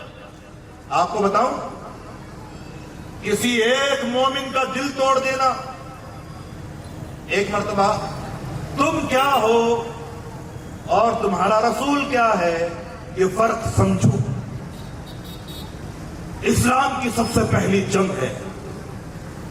کان کھول کے سننا بہت دھیان سے. کون کون دھیان سے سن رہا ہے ذرا ہاتھ اٹھا کے ایک بار بتا دو. ہاتھ نیچے کر. سرکار کی آمد کو 1500 سال مکمل ہو گئے. ذرا بلند آواز سے درود شریف پڑھ لیجیے. اللہم صلی وسلم وعظم محمد وعلى آلہ صلاة و تحیت و سلام علیکہ یا رسول اللہ صلی اللہ علیہ وسلم. کان کھول کے سننا بہت دھیان سے, بہت توجہ سے. ہم لوگ کیا بات چل رہی, کس کو یاد ہے؟ رسول کون ہے اور ہم کون ہیں؟ ہاں, رسول کون ہے اور میدان بدر سجا ہوا ہے. اس کو کہتے ہیں دھیان سے سننا, لائن لائن سنتے رہنا. باتیں بیٹھتی ہیں اور پھر وہ اثر کرتی ہیں. سنو, میدان بدر ہے, اسلام کی پہلی جنگ ہے. 350 لوگ ہیں بھوکے پیاسے, رمضان کا مہینہ ہے, پیٹ پہ پتھر بندھے ہوئے, 8-10 تلواریں ہیں, ہزاروں خونخوار دشمنوں سے پنگا پڑنے والا. ان کے پاس زہر میں بجھائے ہوئے تیر بھی ہے, تلواریں بھی جن میں زہر لگا ہوا ہے. رسول اللہ جا رہے ہیں. میں جنگ بدر نہیں سنا رہا ہوں, اس سے پہلے کی بات سنا. ٹیمپریچر اس ٹائم کا, مسلمان سائنسداں بیان کرتے کہ ٹیمپریچر کا حال یہ تھا کہ اس وقت 60. وہ کھڑے ہو گئے. انہوں نے کہا یا رسول اللہ آپ کہاں جاتے ہیں؟ کہا ہم تو میدان بدر میں جا رہے ہیں, آج پہلی جنگ ہے. کہا حضور مجھے بھی لے جائیں.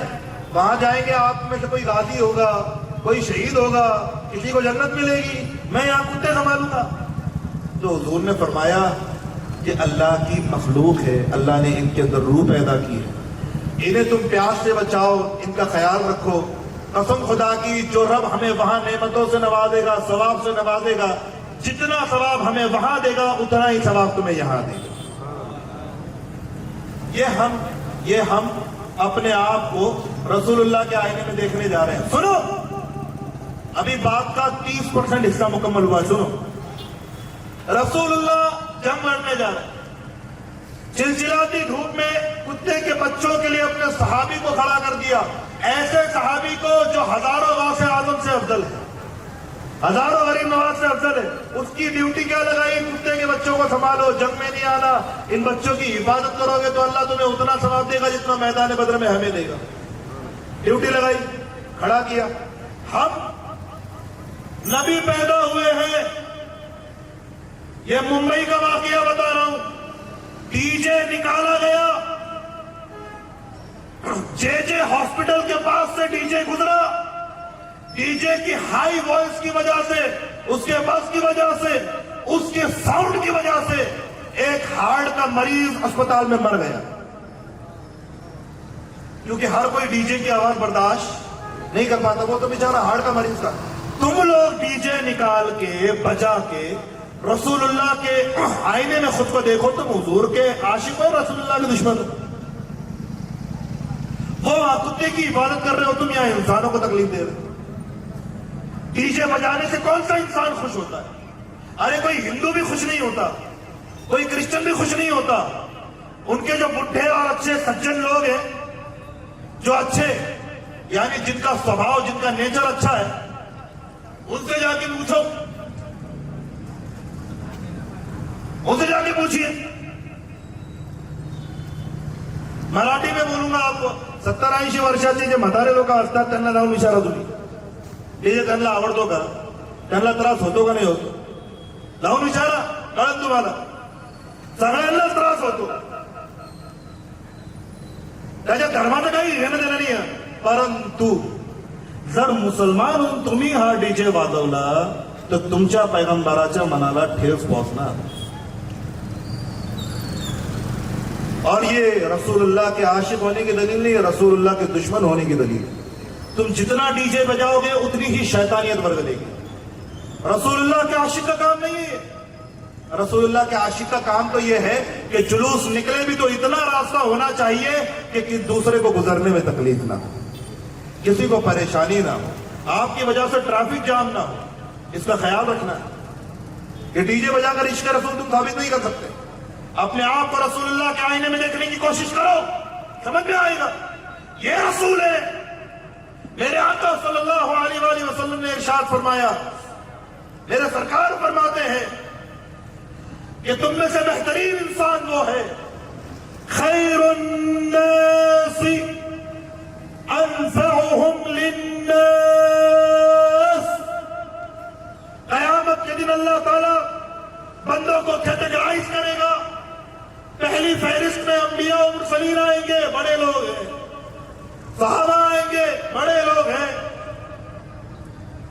ये सारे लोग जब कैटेगराइज किए जा रहे होंगे तो अंबिया और मुरसलीन और नबियों के साथ बाद नहीं, कान खोल के सुनना मुसलमानों, कान खोल के, नबियों और रसूलों के साथ कुछ लोगों को खड़ा किया जाएगा।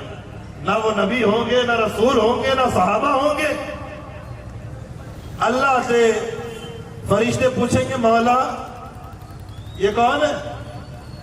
ये ना नबी है, ना रसूल है, ना इन पे वही उतरी, ना इन पे रिसालत आई, ना इन्होंने मौजूदात दिखाए, ना इनको उम्मत ने आजमाया, ना तूने आजमाया। ये कौन लोग हैं जो इनके साथ खड़े हो गए हैं इतनी ठाठ के साथ? ये कौन लोग हैं?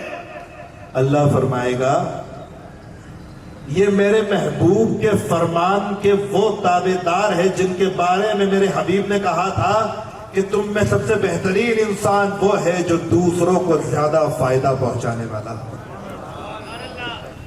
इन लोगों की जिंदगी दूसरों को फायदा पहुंचाते हुए गुजरी है। इन्होंने कभी अपने मोहल्ले से रास्ते में गिरे हुए पत्थर उठाए हैं, कभी मोहल्ले की गटर साफ की है, कभी इन्होंने कांटे उठाए हैं, कभी कांच के टुकड़े उठाए हैं, कभी ब्लेड के टुकड़े उठाए हैं, कभी इन्होंने कीचड़ साफ किया है, कभी इन्होंने दीवारें साफ की है, कभी इन्होंने जानवरों को उठाकर सीने पे लगाया, कभी इन्होंने तड़पते पिलपिलाते बच्चों को दूध पिलाया है, पानी पिलाया है, कभी इन्होंने किसी की मदद की, कभी इन्होंने किसी की मदद की। इनकी जिंदगी दूसरों की खिदमत में निकल गई। और मेरे महबूब ने कहा था कि सबसे बेहतरीन वो है तो ये होंगे। और मैंने कुरान में कहा था कि खैरुल बरिया, बेहतरीन लोग अंबिया और मुरसलीन हैं। तो अब महबूब की बात की लाश तो रखनी पड़ेगी। मैंने अंबिया और मुरसलीन को बेहतरीन कहा था, मेरे महबूब ने नफा पहुंचाने वालों को बेहतरीन कहा था। तो दो बेहतरीन अलग अलग नहीं होंगे। महबूब की बात खुदा की बात है, ज़बान उसकी है, बात मेरी है। आज जहां जहां अंबिया और मुरसलीन होंगे वहां वहां आज दूसरों को फायदा पहुंचाने वाले भी साथ में खड़े होंगे। तुम दूसरों को फायदा पहुंचाकर तो देखो, रात को ऐसी प्यारी नींद आएगी, हाय हाय हाय, प्यारी नींद आएगी कि अल्हम्दुलिल्लाह आज किसी का कल्याण करके सो रहा हूं, आज किसी की जिंदगी बसा के सो रहा हूं, आज किसी को हंसा के सो रहा हूं, आज किसी का दिल सजा के सो रहा हूं, आज किसी को खुशी बांट के सो रहा हूं, आज किसी को खिला के सो रहा हूं। हाय हाय हाय। हजरत अबू बकर सिद्दीक रज़ियल्लाहु ताला अन्हु की जिंदगी देखो। हजरत अल्लामा इब्ने असाकिर फरमाते हैं, हजरत अबू बकर का इंतकाल हो गया। क्या हो गया? बुलंद आवाज से बोलो, इंतकाल हो गया। इस्लाम के पहले खलीफा का इंतकाल हो गया। इंतकाल के बाद जब मामला मामूल पे आए, हजरत उमर फारूक को खलीफा बनाया गया। तो हजरत उमर फारूक दीवान में तशरीफ ले गए और पूछा, बताओ सिद्दीक़ अकबर इस ऑफिस को कैसे संभालते थे? सारी चीजें बताई गई। बताने के बाद एक खादिम ने कहा, हुजूर जनाब सिद्दीक़ अकबर रोजाना खाने की एक प्लेट लेकर सामने वाली गली के आखिर में जाते थे और वहां से लेफ्ट टर्न ले लेते थे और हम सबको मना कर देते थे कोई आएगा नहीं। 700 से 800 मीटर का फासला है। कहा उस गली के लास्ट में जाते थे, लेफ्ट ले लेते थे। हमको बताते नहीं थे, बोलते थे मेरे पीछे नहीं आना, बिल्कुल नहीं आना। ये मैं दिखाने के लिए नहीं कर रहा हूं, ये मेरी आखिरत की कमाई, मेरे पीछे नहीं आना। तो हजरत उमर फारूक कहते हैं अच्छा। तो हजरत उमर फारूक ने भी एक प्लेट सजाई, गली में गए, चलते रहे चलते रहे चलते रहे, लेफ्ट ले लिया। तो एक आवाज आई, कहा यब्न अरब अय्न कुंत। एक बुढ़े की आवाज आई, कहा कि हो अरब के बेटे, कहां था तू? 4 दिन हो गए तू खाना नहीं लाया, मैं तो परेशान हो गया। حضرت عمر فاروق پلٹے اس کے پاس بیٹھے تو کیا کہتا ہے؟ اما ترانی اعمى لقن لی، کہا کہ تجھے نظر نہیں آتا میں اندھا ہوں؟ اپنے عاشق کو ابھی تک کھلا رہا تھا، اب کیا ہو گیا؟ پلیٹ رکھ کے فارغ ہو گیا، کہا کھانا بھی تو کھلا۔ تو حضرت عمر فاروق نے لقمے بنا کے کھلائے تو کہنے لگا اتنا سخت لقمہ تو روزانہ چبا کے کھلاتا تھا، آج تجھے کیا ہو گیا؟ چبایا پھر کھلایا، کھلانے کے بعد میں وہ کہتا ہے کیا ہوا 4 دن میں سب بھول گئے؟ تو حضرت عمر فاروق روتے روتے روتے روتے بلند آواز سے رونے لگے۔ تو وہ کہنے لگا ما الذی ابکاک یا ابن العرب، یا ابن العرب ما الذی ابکاک، کہا کیا ہوا عرب کے بیٹے تو رو کیوں رہا ہے؟ کہا کہ جو آپ کو کھانا کھلایا کرتے تھے وہ اب اس دنیا میں نہیں رہے۔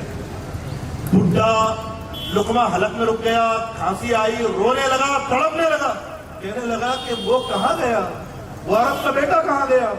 کہا کہ ان کا انتقال ہو گیا۔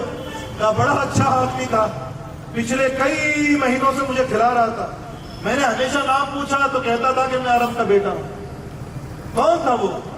کہا کہ وہ تمام مسلمانوں کے خلیفہ امیر المومنین امام المسلمین حضرت ابوبکر تھے۔ بڈھے کو جھٹکا لگا، رونگٹے کھڑے ہو گئے، رونے لگا، کہا کہ قسم خدا کی آج تک اس نے کبھی اپنا نام بھی نہیں بتایا، نام بھی نہیں بتایا۔ پھر کیا کہتا ہے؟ اتدرینی، مجھے جانتے ہو میں کون ہوں؟ حضرت عمر فاروق نے کہا کون ہوں؟ کہا میں یہودی ہوں۔ کیا ہوں؟ میں غیر مسلم ہوں، مسلمان نہیں ہوں، لیکن وہ اتنے مہینوں سے مجھے کھانا کھلاتا تھا۔ لیکن اگر وہ واقعی میں مسلمانوں کا خلیفہ تھا، اگر واقعی میں مسلمان ایسا ہوتا ہے، اے عمر میں دنیا سے جانے والا ہوں، کیا اللہ میری توبہ قبول کرے گا؟ کہا کر لے گا۔ کہا مجھے کلمہ پڑھا کے مسلمان کر دو، تم سے پہلے جو دنیا سے چلا گیا ہے ابو بکر، میں اسی کے ساتھ رہنا چاہتا ہوں۔ یہ اسلام ہے میرے پیارے، یہ محبت ہے، یہ درد ہے امت کا، مسلمان ہو یا غیر مسلم ہو، یہ درد ہے ہمارا، یہ ہماری تربیت ہے۔ مسلمان تو وہ ہوتا ہے جس کے راستے میں آپ کو کنکر نظر نہیں آئیں گے، کاش کے ٹکڑے نظر نہیں آئیں گے، بیٹ نظر نہیں آئے گا، گندگی نظر نہیں آئے گی، لیکن آج سب سے گندا محلہ ہے تو وہ تمہارا ہے۔ سب سے زیادہ گالیاں دیتے ہو تو تم دیتے ہو، سب سے زیادہ بداخلاق ہو تو تم ہو۔ اب رسول اللہ کا جب اتنا دل توڑو گے، اتنا ظلم کرو گے حضور علیہ الصلوۃ والسلام کی سنتوں پر، حضور کی سنتوں کا جب گلا گھونٹو گے تو بتاؤ قسم کھا کے خدا کی، کیا تم اس لائق ہو کہ تمہارے لیے آسمان سے مدد اتاری جائے؟ کیا تم اس لائق ہو کہ اللہ تمہاری غیبی مدد کرے؟ کیا تم اس لائق ہو کہ تمہارے لیے اللہ تعالیٰ فرشتے اتارے؟ ارے جو اس لائق ہوتے ہیں اللہ ان کے لیے اتارتا بھی ہے، اللہ ان کے لیے اتارتا بھی ہے۔ میں نے دیکھا ہے مصر میں امام حسین کے روضے پر بیٹھا ہوا ہوں، میرا ایک دوست، بہت اچھا دوست، اس کا نام ہے حلمی، عربی دوست ہے، امام حسین کی بارگاہ میں بیٹھا ہوا ہے۔ صبح 4 بجے ہم لوگ جا کے بیٹھتے تھے، ایگزام کی تیاری کرتے تھے، 9:30 بجے امام حسین کا مزار ہے اور ادھر ہماری فیکلٹی ہے، کالج ہے، داخل ہو کے اندر ایگزام دینا ہے۔ 9:30 بجے ایگزام ہے، بولتا ہے یار سید وسیم میں بہت پریشان ہو گیا ہوں، مجھے یہ سبجیکٹ کی سمجھ میں نہیں آ رہا ہے، بہت ہارڈ سبجیکٹ ہے۔ میں نے کہا کون سا ہے؟ کہا کہ یہ حدیث کا ٹاپک ہے کہ حدیث پہلے کیسی تھی اور بعد میں اس کو ڈیوائیڈ کیسے کیا گیا، اس کی شرطیں کیسے لگائی گئی، پھر حضور کی حدیث کو چھانٹنے کا طریقہ کیا رہا، پوری تاریخ ہے اس میں، لیکن مجھے یاد نہیں ہو رہا ہے۔ میں نے کہا تو درود شریف پڑھتا ہے؟ کہتا ہے اب اس کی آنکھ لگ گئی۔ میں نے اس کو 6 بجے اٹھایا، میں نے کہا بھائی اٹھ جائے یار، 2-3 گھنٹے پڑھ لے، ابھی ایگزام میں 9:30 بجے کا آنکھ کھل جائے گا، ہال کھل جائے گا۔ کہتا ٹھیک ہے۔ کہتا ہے یار میں نے خواب دیکھا، ہوتا ہے کہ یار امتحان اچھا ہو نہ ہو، خواب میں نے بہت اچھا دیکھا۔ کہا کیا دیکھا؟ کہا کہ خواب میں نے دیکھا کہ امام حسین کے پاس ایک بزرگ کھڑے ہوئے ہیں اور وہ مجھے پوچھ رہے ہیں کہ بتاؤ کاہے کا امتحان ہے؟ تو میں نے ان کو کتاب دی تو انہوں نے کتاب میں ٹک لگا دی کہ یہاں سے پڑھ لینا، یہی آئے گا امتحان۔ کہا میں نے اتنا دیکھا، اتنا دیکھ لیا۔ آپ یقین جانے میں بیٹھا ہوا ہوں، وہ بندہ بیٹھا ہوا ہے۔ تھوڑی دیر کے بعد میں دروازے سے فیکلٹی آف حدیث کی فیکلٹی کے جو پرنسپل تھے اور جو استاد ہے وہ داخل ہوئے، اندر داخل ہوئے، پیچھے مڑے اور کہنے لگے तेरा नाम हिलवी है? कहा हाँ। आगे जरा, कहा क्या हुआ? कहा किताब याद नहीं हो रही। कहा इसमें इमाम हुसैन से शिकायत करने वाली क्या बात है? ये मैं मौजूद हूं वहां पे, आपके सामने बैठा हुआ। उन्होंने किताब ली, उसमें टिक लगाई। जब एग्जाम का रिजल्ट आया तो रिजल्ट में उसका उस सब्जेक्ट में 98 मार्क्स।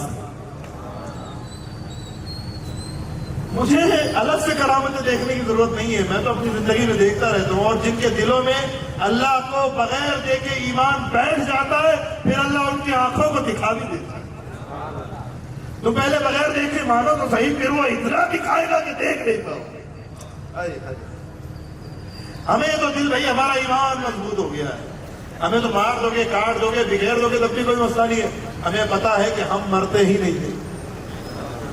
डरे तो वो जिसे ये लगता हो कि मर जाएगा। अरे हम तो वो है जो मरते ही नहीं। कौन कहता है कि मोमिन मर गया? कैद से छूटा वो अपने घर गया है? लेकिन जरूरत सिर्फ इस बात की, इसको पकड़ के रखना है। किसको पकड़ के रखना है? इसको पकड़ के रखना है, सीने से लगा के रखना है, जिंदगी का दस्तूर बना लेना है, पढ़ते रहना है, अमल करना है, नमाजों की पाबंदी करना है, रोजों की पाबंदी करना है, हराम और हलाल की पाबंदी करना है, हराम को छोड़ देना है, हलाल को पकड़ लेना है, इल्म हासिल करना है। दुनिया जियो, दुनिया कमाओ, लेकिन वैसी जैसा तुम्हारा रब चाहता है, जैसे तुम्हारे रब की मर्जी है। आपको एक बात बताऊं, अभी मैंने वाकया शेयर किया। इस्लाम में नेकी, हराम और हलाल के साथ साथ एक चीज है जिसे कहते हैं, मेरे साथ लफ्ज याद कर लेना। आप लोग अभी क्लास में बैठे हो, ऐसे समझ लो कि मेरे स्टूडेंट हो, ऐसे समझ लो। एक चीज है इस्लाम में, पहले वो वर्ड बताऊंगा, उसके बाद उसको डिस्क्राइब करूंगा, एक्सप्लेन करूंगा, समझ लेना। फिक़्हुल औलविय्यात, फिक़्हुल औलविय्यात, अंडरस्टैंडिंग ऑफ प्रायोरिटीज, प्राथमिकताओं का ज्ञान, कि हमें पहले क्या करना चाहिए। नेकी उसमें पहले क्या करना है, देखिए, नेकी उसमें पहले क्या करना है, ये ज्ञान है। और नेकी उसी में अल्लाह की रिज़ा। दो हलाल काम आपके सामने, दोनों हलाल है, मगर एक हलाल वो है जिसमें अल्लाह राजी नहीं होगा, और एक हलाल वो है जिसमें अल्लाह ने रिज़ा रखी हुई है। मगर शैतान ने आपकी आंखों में पट्टी बांध के वो दूसरा वाला हलाल आपके लिए अच्छा बना दिया जिसमें अल्लाह राजी नहीं होगा। है हलाल, आप कहेंगे अरे हलाल है और अल्लाह राजी भी नहीं हो रहा। हाँ, ऐसा होता है, ऐसा होता है, अल्लाह राजी नहीं होगा उससे। मिसाल देता हूं, कान खोल के मिसाल सुनना। एक घर में, अभी मैंने शेयर किया वाकई, एक घर में, मेरी वीडियो लोगों के पास पड़ी हुई है, एक घर में हाजी उमरा को जाने वाले लोगों की महफिल है। कहां जाने वाले लोगों की महफिल है? उमरा। और जो लोग उमरा पे जा रहे हैं उनका उमरा पता है कितना उमरा है? 23वां या 22वां उमरा है। उमरे पर जाने के लिए घर में महफिल रखी, मौलाना को बुलाया, मुकर्रिर को बुलाया, मौलाना आए, तकरीर की, नात पढ़ने वाले आए, नात पढ़ी। एक बूढ़े चाचा बैठे हुए थे, उन्होंने किसी को 5 रुपए, किसी को 10 रुपए नजराना दिया। वो चाचा उठ के गए, उनका इंतकाल हो गया। चाचा का वो जिनके घर में जो लोग उमरा पे जा रहे थे उनके बाजू वाले घर में रहते थे। चाचा का इंतकाल कैंसर की वजह से हुआ क्योंकि उनके पास इलाज के पैसे नहीं थे। और ये उम्रे में कितनी बार जा रहे हैं? ये 22 और 23 उम्रे अल्लाह की कसम खा के इस कुरान को हाथ में लेकर कह रहा हूं, क्योंकि शरीयत मैंने पढ़ी है, यहां से मिस्र तक पढ़ी है, 30 पारों की शरीयत पढ़ी है, बुखारी और मुस्लिम सियासत की शरीयत पढ़ी है, हनफी, शाफई, मालिकी, हम्बली शरीयत पढ़ी है। उस शरीयत को वास्ता बना के कह रहा हूं, ये 22-23 उम्रे तेरे मुंह पे मार दिए जाएंगे, तेरे पड़ोस में, क्योंकि ये उम्रे नफिल थे। उस बंदे की जान बचाना फर्ज था। तूने समझा ही नहीं, तूने तो दिखाना था ना, गले में हार पड़े हुए हैं, उम्रे में जा रहा हूं, कर रहा हूं। और आपको एक बात बताऊं, छुपी हुई बात, जिन लोगों को मैंने मक्के और मदीने में देखा है ना, माफ कीजिए, اور شروع میں I apologize for my words. شروع میں میں نے ان لوگوں کو دیکھا ہے وہ لوگ عبادت کرنے کم جاتے ہیں اور اس کو پکنک کے طور پہ زیادہ لیتے ہیں. ادھر گھوم رہے ادھر گھوم رہے. کیا کیا؟ ارے البیک کھا کے آئے ہیں, شاورما کھا کے آئے ہیں, پھول کھا کے آئے ہیں, تامیہ کھا کے آئے ہیں. بھائی عبادت کتنی کی؟ عمرہ کیا تھا, طواف کیا تھا. کتنے قرآن ختم کیے؟ 15 دن ملے تھے. کتنے قرآن ختم کیے؟ 15 دن ملے تھے. آپ نے کتنے لوگوں کی طرف سے عمرہ کیا؟ کتنوں کے لیے کیا؟ نہیں, وہ ادھر گئے تھے ادھر گئے تھے, ہوٹل وہاں بک کیا تھا اور اوپر سے ویو تھا, فوٹو دیکھنا کتنا اچھا ہے. یہ عمرہ ہے لوگوں کا. اور یہ وہ عمرہ ہے جس کے پیسے اگر اس کینسر کے مریض کو مل جاتے تو ہو سکتا ہے اللہ تعالیٰ اس کی جان بچا دے. زندگی موت اللہ نے لکھی ہے لیکن حساب تم سے ہوگا. یہ کہہ کر تم بھاگ نہیں سکتے کہ اللہ نے جتنی زندگی لکھی اتنی رہے گی. اگر ایسا ہی ہوتا تو رسول اللہ یہ نہیں کہتے دخلت امرأة النار في هرة حبستها فما هي تركتها من تأكل من حشاش الأرض ولا هي أطعمتها. قیامت کے دن ایک نیک پرہیزگار عورت کو اللہ منہ کے بل گھسیٹ کے جہنم میں ڈال دے گا کیونکہ اس نے ایک بلی کو قید کر کے رکھ لیا تھا جو بھوک کی وجہ سے مر گئی تھی. جانوروں کا تو حساب کتاب بھی نہیں ہوتا, وہ تو چیزیں موت لکھی ہوئی تھی اس لیے مر گئی, اس میں جہنم میں ڈالنے والی کیا بات ہے. اب تو جا کے اللہ تعالیٰ سے بات کر لینا. یہی تو ہے جس کو فقہ الاولویات کہتے ہیں, انڈرسٹینڈنگ آف پریورٹیز کہتے ہیں کہ حلال کام کہیے آپ کے سامنے لیکن اللہ خوش کس میں زیادہ ہوگا, اللہ راضی کس میں زیادہ ہوگا, تیرے بھائی سے اس عمرے سے یا کسی بیٹی کا گھر بسا دینے سے. چلو چھوڑو, تم زیادہ علم رکھتے ہو یا اللہ کے رسول کے صحابی زیادہ علم رکھتے ہیں؟ تم زیادہ دیندار ہو کہ وہ زیادہ دیندار ہے؟ اللہ کے رسول کے صحابی اور تابعی زیادہ دیندار ہے نا. حضرت عرباط ابن ساریہ اٹھا کے دیکھو کتاب سیر اعلام النبلاء, اٹھا کے دیکھو کتاب الکامل فی التاریخ لابن الاثیر, کتابوں میں لکھا ہے حضرت عرباط ابن ساریہ فرماتے ہیں, عرباط ابن ساریہ رضی اللہ تعالیٰ عنہ فرماتے ہیں اللہ کی قسم ہر سال 100 عمرے کرنے سے افضل میرے نزدیک یہ ہے کہ میں کسی بھوکے کے پیٹ کی آگ کو بجھا دوں, کسی بھوکے کو کھانا کھلا دوں. اور جس غوث اعظم عبد القادر جیلانی کو ماننے کا تم دعویٰ کرتے ہو, اسی عبد القادر جیلانی غوث پاک نے فرمایا لقمة فی مکان جائع خیر من بناء الف جامع. کسی بھوکے کے پیٹ میں ایک لقمہ پہنچا دینا بلا ضرورت 1000 مسجدیں بنانے سے بھی افضل ہے. مدد کتنی کرتے ہو تم؟ کبھی ارے حکم تو یہ ہے کہ 40 گھر پوچھ لیا کرو کوئی بھوکا تو نہیں ہے, تجھے بازو والے کی فکر نہیں ہوتی. کبھی جا کے دیکھا ان کے گھر میں فاقہ تو نہیں چل رہا؟ کبھی جا کے دیکھا پوچھا ان کے گھر میں پریشانی تو نہیں ہے؟ ارے مردہ خبیر لوگ ہو گئے ہم لوگ, عمرے پہ عمرہ, حج پہ حج, خرچے پہ خرچہ, کبھی بغداد کبھی عراق کبھی کہیں. ارے کیا ہو گیا ہے, پاگل تو نہیں ہو گئے ہو؟ فقہ الاولویات ہے کہ نہیں؟ سب حلال ہے تو سب کر جاؤ. حلال میں بھی یہ دیکھنے کے لیے ہمیں کہا گیا ہے کہ اللہ کی رضا کہاں ہے, اللہ خوش کہاں ہوگا. تیرے 50 عمروں سے یا وہ 500 روپے اس گھر میں دینے سے کہ جہاں پر کوئی پیاس کی شدت سے مر رہا ہوگا تو کھانے پینے کا انتظام کر دیں. اللہ راضی کیسے ہوگا؟ تو آج سے اپنے آپ کو پوچھنا شروع کرو اللہ راضی کیسے ہوگا. اللہ کے رسول کے صحابی کے تابعی کہہ رہے ہیں کہ ہر سال 100 عمرہ کرنے سے افضل یہ ہے کہ تم کسی غریب کے پیٹ کی آگ بجھا دو.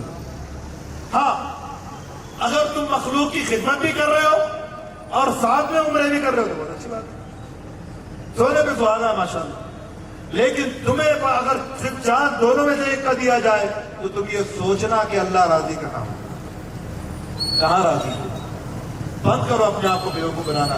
سرام پور کے مسلمانوں کو اللہ نے اتنا نوازا ہے کہ اگر یہ غریب مسلمانوں کو ساتھ میں لے کر کھڑے ہو جائے تو اپنے اندر ہی ایک ایمپائر اور ایک حکومت ایک سلطنت بنا لے. لیکن نہیں, ساتھ نہیں دینا ہے, ایک دوسرے کا ساتھ نہیں دینا ہے, ایک دوسرے کو سنبھالنا نہیں. اور صرف سرام پور کے لیے پورے انڈیا کی بات کرتے ہیں.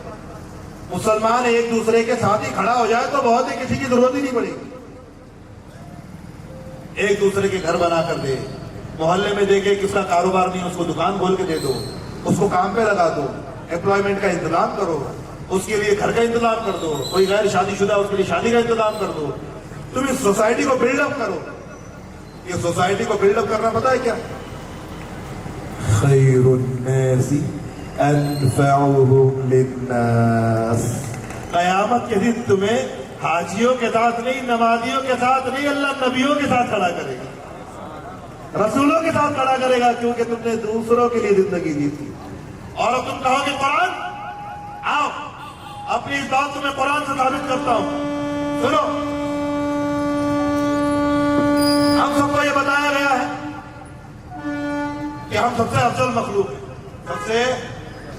سب سے اشرف مخلوق, سب سے بہترین امت ہے کہ نہیں؟ ہم لوگ سب سے بہترین امت ہے کہ نہیں؟ پچھلی امتوں سے افضل ہے کہ نہیں؟ لیکن کیوں ہے؟ کیوں ہے؟ قرآن میں جہاں پہ یہ لفظ آیا ہے نا, اس کو پورا پڑھو, پورا.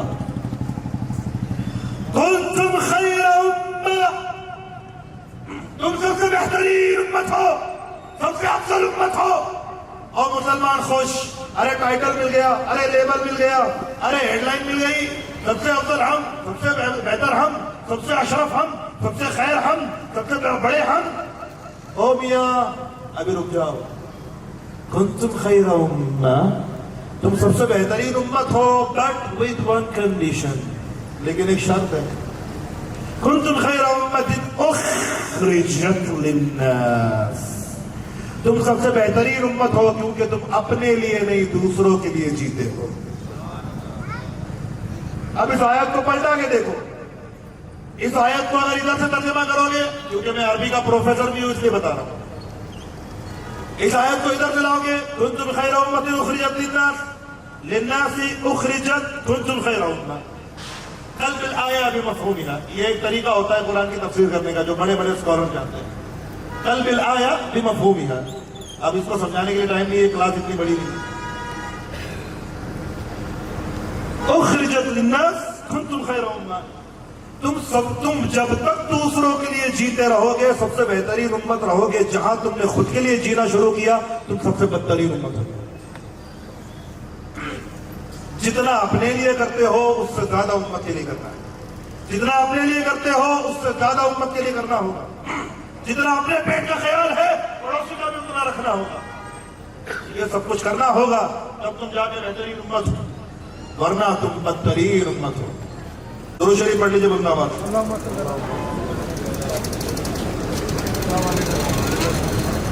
اب میری بات, یار پرابلم یہی ہے, ایک تو بات پوری ہوتی نہیں, ٹائم پورا ہو جاتا ہے. میں آپ کو سچ بتاؤں, یہ قرآن کریم میرے ہاتھ میں, میری بات ابھی جسٹ شروع ہوئی. اب اس کو پورا کرنے کے لیے کم سے کم بھائی تقریر اگر رکھو تو 5-6 گھنٹے کی رکھا کرو. چلیے, ان لوگوں نے یہ بات مان لی تھی, اس کی وجہ سے انہوں نے اس تقریر کے 2 سیشن کر دیے. آج ایک, کل ایک پارٹ اور ہوگا. تو کل کون کون نہیں آئے گا؟ کل کون کون آئے گا انشاءاللہ؟ ابھی بہت ساری باتیں سیکھنا ہے آپ کو. رسول اللہ کا دین سیکھنا ہے کہ نہیں سیکھنا ہے؟ اللہ کا دین سیکھنا ہے نا. کل دوبارہ آنا ہے انشاءاللہ تعالی. کل ہم اپنی بات مکمل کریں گے. اور سیرامپور کی سرزمین پر میں ایک ایسا کام کرنے جا رہا ہوں جو انڈیا میں بہت کم ہوتا ہے. 2 جگہیں مجھے پتا ہے جہاں یہ ہوتا ہے, لیکن وہ دونوں جگہ مولویوں کی جگہ ہے, عوام کی جگہ نہیں. عوام میں یہ کام پہلی بار ہو رہا ہے. رسول اللہ صلی اللہ علیہ وسلم کی حدیثوں کی ایک کتاب جس کا نام ہے الاربعین النوویہ, جو امام محی الدین الشرف النووی رحمۃ اللہ تعالی علیہ نے لکھی ہے. اس کتاب میں بخاری اور مسلم کی حدیثیں جمع کی گئی ہیں. یہ پوری کتاب آپ کے شہر سیرامپور میں 4 دن میں 4 بیٹھکوں میں ہم لوگ ختم کرنے والے ہیں. پوری حدیث کی کتاب, اس میں بخاری مسلم کی حدیثیں, پوری کتاب. اور اس حدیث کی کتاب کی ایک خاص بات بتاؤں, مصر میں نے اس کتاب کی اجازت اور سند لینے کے لیے کائرو سے الیگزینڈرا کا سفر کیا ہے. کائرو سے الیگزینڈرا اپ ڈاؤن کرتا تھا میں ٹرین سے, تب جا کے اس کتاب کو مکمل طور پہ سیکھ کے اس کی سند لی ہے. اس کا مطلب یہ ہے ان شارٹ کہ اس کتاب میں جتنی حدیثیں ہیں اس کی سند مجھ سے شروع ہوتی ہے, رسول اللہ پہ ختم ہوتی ہے. تو ان سندوں میں آپ بھی شامل ہو جائیں گے. اگر آپ کل کسی کے سامنے بیان کرو گے تو ایسے بیان کرو گے, ہم نے سنا سید وسیم قادری سے, انہوں نے سنا ان کے شیخ دکتور محمد یحییٰ القدسانی سے, انہوں نے سنا اپنے شیخ ابراہیم عبد الباعث القدسانی سے, انہوں نے سنا حضرت عبد الکبیر القدسانی سے, انہوں نے سنا شیخ علوی السقاف سے, انہوں نے سنا حضرت شیخ ابو بکر السقاف سے, انہوں نے سنا حضرت علوی الحداد سے, انہوں نے سنا حضرت شیخ مرغنی سے, انہوں نے سنا حضرت شیخ الفاسی سے, انہوں نے سنا شیخ المغربی سے. اس طرح یہ سلسلہ جائے گا. انہوں نے سنا رسول اللہ سے. یہ آپ کے شہر میں, میرے شہر میں, ہمارے شہر میں پہلی بار ہونے جا رہا ہے. 6 تاریخ 7 تاریخ 8 تاریخ 9 تاریخ جہاں تک ہے, یا پھر ڈیٹ جو بھی ہوگی وہ اناؤنس کر دی جائے گی, لیکن 4 دن میں بیٹھک پوری ہوگی. اور جو لوگ اس میں پارٹیسپیٹ کریں گے, روزانہ آئیں گے, آخری دن ان سب کو سرٹیفکیٹ بھی دیا جائے گا. آئیں گے انشاءاللہ, شرکت کریں گے انشاءاللہ. جگہ کیا ہوگی, اللہ تعالیٰ ہمارے حاجی انجم بھائی کی عمر میں برکت دے, سلامت رکھے. انہوں نے رحمت عالم کا ہمیں جو ہے تو موقع دیا ہے, اور رحمت عالم میں آپ سب کو آنا ہے, وہاں پر یہ دروس ہوں گے. اور پھر وہی اعلان کر رہا ہوں, کل دوبارہ پروگرام ہوگا, اسی جگہ پہ ہوگا, اسی ٹائم پہ ہوگا. بارش اگر ہو گئی تو جامع مسجد کے شہر میں ہو جائے گا. ٹھیک ہے انشاءاللہ, آئیں گے انشاءاللہ کل. ابھی بات ادھوری ہے, بلکہ ادھوری سے بھی کم ہے. کل انشاءاللہ تعالیٰ پوری کرنے کی کوشش کریں گے. اگر نہیں ہوئی تو پھر حدیث کے درس میں انشاءاللہ پوری کریں گے. وآخر دعوانا ان الحمدللہ رب العالمین. السلام علیکم ورحمۃ اللہ وبرکاتہ.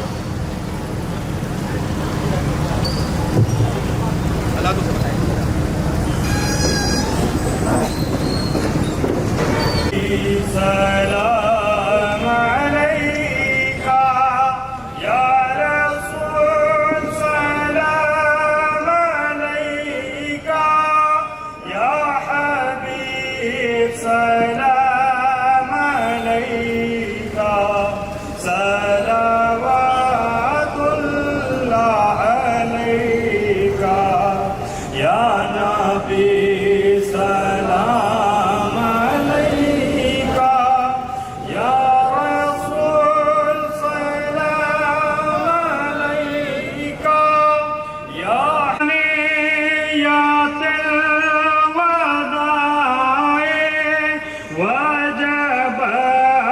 شکر علینا مادا سلام علیکہ یا رسول, سلام علیکہ یا حبیب, سلام علیکہ, صلوات اللہ علیکہ.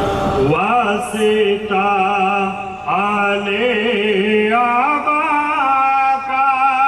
جملہ اصحاب ولا کا, حضرت غوث الورا. بسم الله الرحمن الرحيم. صلاة وتحية وسلام عليك يا رسول الله وعلى آلك وأصحابك يا حبيب الله. في حالة البعد روحي كنت أرسلها تقبل الأرض عني وهي نائبتي, فهذه نوبة الأشباح قد حضرت, فامدد يمينك كي تحثى بها شفتي. ربنا تقبل منا إنك أنت السميع العليم, وتب علينا إنك أنت التواب الرحيم. ربنا ارزقنا علما نافعا وعملا صالحا وتوبة نصوحا وقلبا متينا قويا وعقلا سليما ودينا قويا ورزقا حلالا طيبا وتوبة واسعة وتوبة قبل الموت وشهادة عند الموت ومغفرة بعد الموت. ربنا إنا نعوذ بك من علم لا ينفع, ومن قلب لا يخشع, ومن عين لا تدمع, ومن نفس لا تشبع, ومن دعاء لا يسمع, ومن دعوة لا يستجاب لها. إن الله وملائكته يصلون على النبي يا أيها الذين آمنوا صلوا عليه وسلموا تسليما. اللهم صل وسلم وعظم وكرم وشرف وبارك وتعطف وتلطف وتحنن وتمنن على أفضل مخلوقاتك محمد وعلى آله. سبحان ربك رب العزة عما يصفون, وسلام على المرسلين, والحمد لله رب العالمين. لا إله إلا الله.